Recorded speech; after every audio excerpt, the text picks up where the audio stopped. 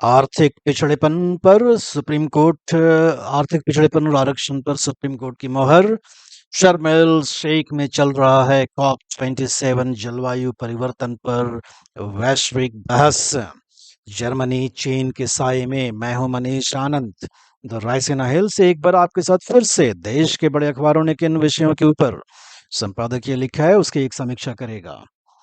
2019 के लोकसभा चुनाव से पहले प्रधानमंत्री नरेंद्र मोदी ने रामलीला मैदान में भारतीय जनता पार्टी की एक सभा को संबोधित करते हुए ये कहा था कि आर्थिक रूप से पिछड़े हुए सामान्य वर्ग के जो छात्र हैं, जो युवा हैं, उनको भी आरक्षण मिलना चाहिए। और उसके बाद यूनियन कैबिनेट ने 10% का आरक्षण का प्रावधान करा आर्थिक पिछड़ेपन का, जिसको कि तमिलनाडु के खास करके डीएमके वहाँ की जो रूलिंग पार्टी है उसने उसका प्रोटेस्ट किया इस ग्राउंड पे कि इक्वलिटी जो समानता का अधिकार है संविधान में जो निहित है वो इसका खिलवाड़ करता है। क्यों? क्योंकि जिनको पहले से ही आरक्षण मिल रहा है वो वर्ग आर्थिक जो पिछड़ेपन का 10% का आरक्षण है उसका फायदा उठा नहीं सकते हैं। तो उनका ये आर्गुमेंट है कि ये अगड़ों की आरक्षण है। पहली बात ये।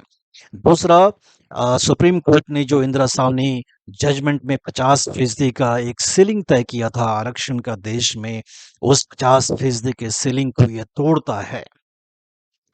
तीसरा ये कहता है कि ये जो संविधान का जो बेसिक स्ट्रक्चर है उसको वायलेट करता है और संविधान में जो पिछड़ेपन को दूर करने की जो नीति बताई गई थी वो जो आधार बताया गया था पिछड़ेपन का वो सामाजिक आधार था, ना कि आर्थिक आधार। इसलिए आरक्षण का जो प्रावधान किया गया है वो सामाजिक पिछड़ेपन को दूर करने के लिए किया गया है, ना कि आर्थिक पिछड़ेपन को। लेकिन 77 साल हो गए देश की आज़ादी को और आरक्षण की प्रणाली बहुत लंबे अरसे से चलती जा रही है। मंडल आयोग 1989 में आया, लेकिन उसके पहले से भी शेड्यूल्ड कास्ट, शेड्यूल्ड ट्राइब्स को आरक्षण प्राप्त थे। और ऐसे में 2019 में भारत सरकार ने ये माना कि आर्थिक पिछड़ापन भी एक क्राइटेरिया हो सकता है आरक्षण देने के लिए, क्योंकि सामान्य वर्गों के भी जो युवा और छात्र हैं उनमें गरीबी और पिछड़ेपन की भारी मात्रा में घटनाएं कई राज्यों में देखी गई। ऐसे में द हिंदू ने जो कि ईडब्ल्यूएस आरक्षण का विरोध करता है प्रिंसिपली, उसने इन दलीलों को सामने रखते हुए कहा है कि इक्वलिटी ऑफ अपॉर्चुनिटी को ये आरक्षण तोड़ता है। दूसरी बात है कि एक अलग आरक्षण का प्रावधान करता है ईडब्ल्यूएस आरक्षण। तो ऐसे में एक जो तर्कसंगत बात करी है द हिंदू ने वो कि जो क्रीमी लेयर है आरक्षण में, क्रीमी लेयर का concept scheduled caste and scheduled tribes in दोनों के लिए एप्लीकेबल नहीं है। ये सिर्फ ओबीसी आरक्षण में अभी तक एप्लीकेबल है। और ये जो 10% ईडब्ल्यूएस आरक्षण है उसमें क्रीमी लेयर का कॉन्सेप्ट है। सालाना आय 8 लाख रुपये, जमीन 5 एकड़ से ज्यादा ना हो और जो रिहायशी घर है वो 1000 स्क्वायर फुट से ज्यादा नहीं हो। अगर ये 3 मापदंड लेंगे तो देश का करीबन 98% आबादी जो है इस आप कहें तो इस क्राइटेरिया के अंदर आ जाएगा। इसका मतलब ये हुआ कि ये क्रीमी लेयर जो है ये बस नाम मात्र का है, इससे आप किसी को एक्सक्लूड करते नहीं हैं। ऐसे में द हिंदू ने कहा है कि ये जो 8 लाख रुपए सालाना आय का जो क्राइटेरिया है इसे 2.5 लाख रुपये किया जाए, जो आपका इनकम टैक्स एग्जाम्पशन का एक सीलिंग है। 2.5 लाख से 2.5 लाख तक के एनुअल इनकम पर इनकम टैक्स देना नहीं पड़ता है। एक तरह से कहें तो जस्टिस बीला त्रिवेदी जो 5 जजों में एक थीं, जिन्होंने कहा कि 75 साल की आज़ादी के हो गए और समय आ गया है कि आरक्षण की समीक्षा होनी चाहिए, बहुत ही जोरदार बात करी है। और एक तरह से बाकी अखबारों के संपादकीय को लेंगे तो सबका ये मानना है कि जो आरक्षण का जो प्रावधान है उसमें एक नया डायमेंशन अब आ गया है और ये अब मुड़ने वाला नहीं है। ये अब इरिवर्सिबल नहीं आया है और ये शायद अब शुरुआत करेगा नए-नए कारणों का, जिसकी वजह से भी आरक्षण दिया जा सकता है देश के अंदर में।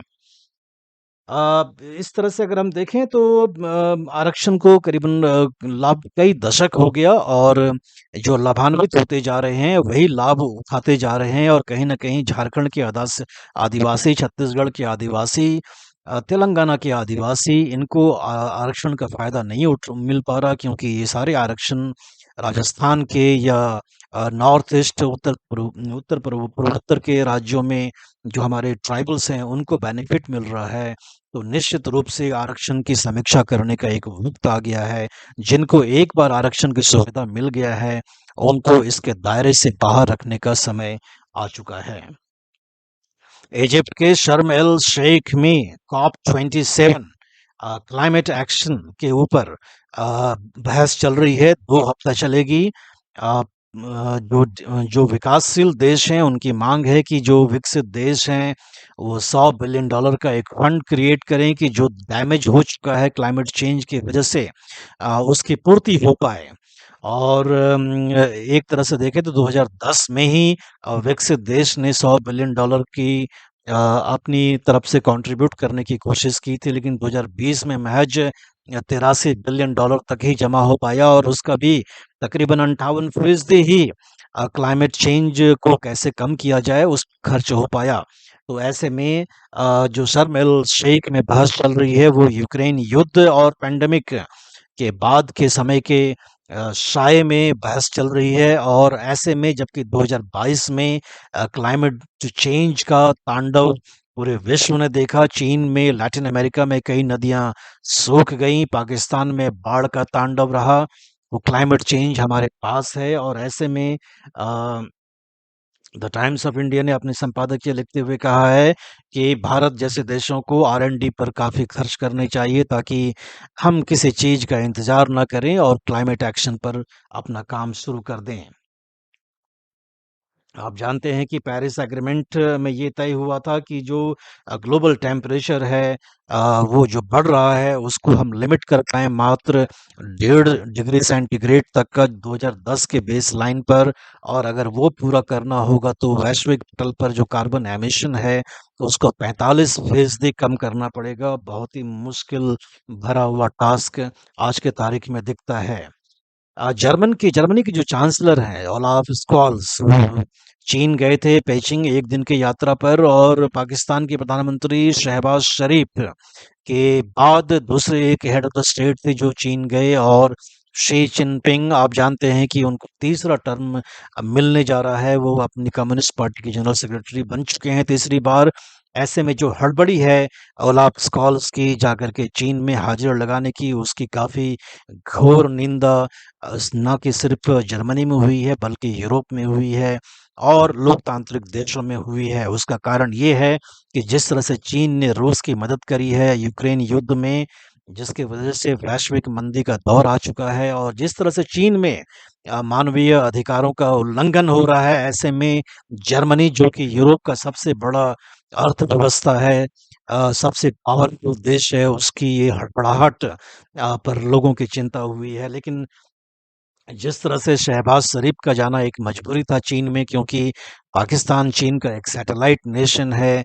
अगर आप देखेंगे तो $23 बिलियन का कर्ज पाकिस्तान का सिर्फ चीन से ही है। उसी तरह से चीन जर्मनी का सबसे बड़ा ट्रेडिंग पार्टनर 2016 में बना और आज के तारीख में एनर्जी जो क्राइसिस जर्मनी के अंदर में है रूस की वजह से, रूस से संबंध खराब हो जाने की वजह से अब जर्मनी को दरकार है कि चीन का मार्केट उनके लिए खुला रहे ताकि उनके सामान वहाँ बिक सके और वो मंदी के दौर से बच जाएं। तो आज का हमारा संपादकीय समीक्षा बस इतना ही। अपना फीडबैक आप हमें बताएं। चैनल का लिंक अपने दोस्तों और रिश्तेदारों के साथ शेयर भी करें और उन्हें प्रेरित करें कि चैनल को सब्सक्राइब भी करें। धन्यवाद।